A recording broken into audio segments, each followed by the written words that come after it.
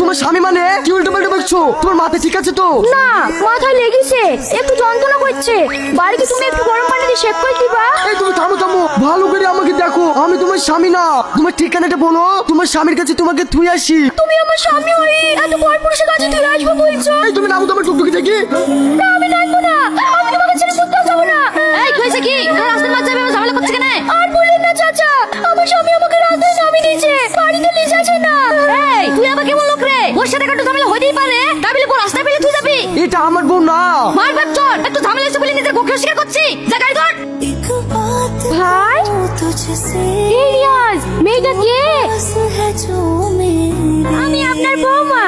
এই তুই আমাদেরকে কিছু না জানি বিয়ে করে ফেলেছি। আরে না গো মা, এই মেয়েটা মিথ্যে কথা বলছে। আমি কেন ওকে বিয়ে করবো? আমার টুকটুকির সাথে ধাক্কা লেগেছিল বলি ওকে নিয়ে হাসপাতালে গেছিল। ও তখন থেকে আমাকে স্বামী স্বামী করছে। আমার মনে হয় ওর মাথায় কোনো প্রবলেম আছে।